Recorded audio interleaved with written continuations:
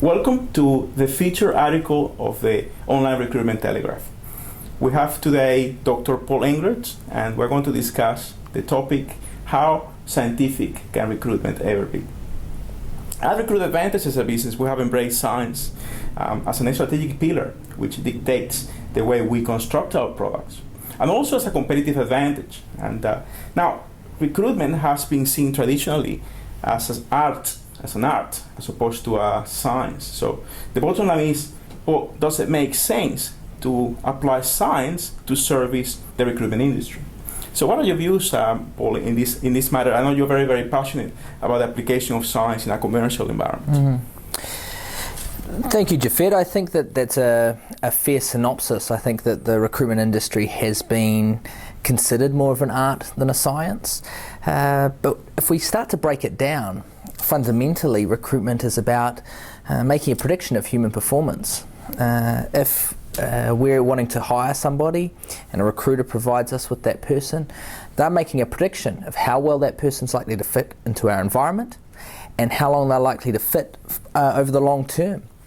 As a result, it's a very difficult profession. Trying to predict human behaviour can only be done with science, and it's a mix of science and a mix of the practical. If we look at the science of selection, there is a wealth of information now out there, and I think as a leading ATS provider, we need to be looking at science. We need to be looking at the papers such as Schmidt and Hunter 1998, papers that have really tried to unbundle this whole prediction of work behaviour. Because making the wrong decision in recruitment is a very expensive decision to make. Research indicates that it's likely to cost you 2 times that person's salary.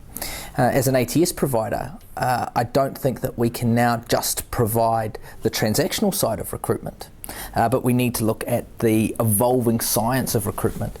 And the profession of recruitment, as it becomes more and more of a profession, moves further and further into that area of science. Oh, well, thank you very much. Well, it's a bit of a relief, as what you're saying, it sounds like science indeed has a role to play in the recruitment space. So, and actually, as a business, we have taken one extra step in the name of science, and that is engaging with a strategic board, a scientific strategic board, which I have the pleasure to facilitate the meetings for. And in there, we have luminaries such as Dr. Paul Barrett and Dr. Sarah Burke and Dr. Duncan Jackson, who actually provide strategic advice and direction in the context of science to Recruit Advantage.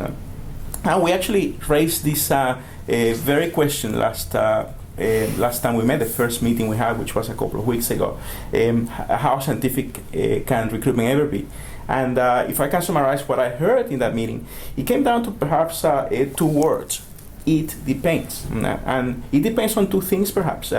It depends on how a business like ours can, in a practical manner, apply science to deliver value to our clients. And it also depends on our clients and how they understand the value that's being provided through all this effort. So in that context, what are your views in this respect?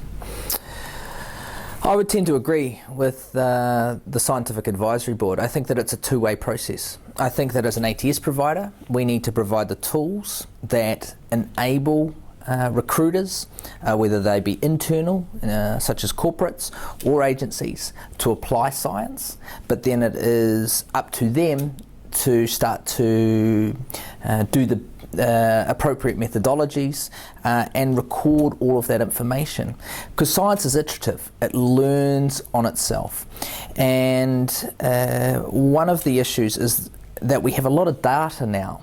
So if finding people, there is a wealth of people out there, and it's about turning that data into information. It's about turning that data into scientific information. It's about turning that data into good selection and recruitment decisions. And an ATS provider needs to be doing that. So I would agree, it depends, and it's about getting the mix of both the practical as well as the scientific. No? Well, thank you very much. And thank you for listening, and please keep enjoying the first issue of the Online Recruitment Telegraph. And by the way, provide feedback. Feedback is very, very important to us. You can send feedback about this section or any other section of the newsletter to myself at jafeth@recruitadvantage.com.au. Thank you very much. Thank you.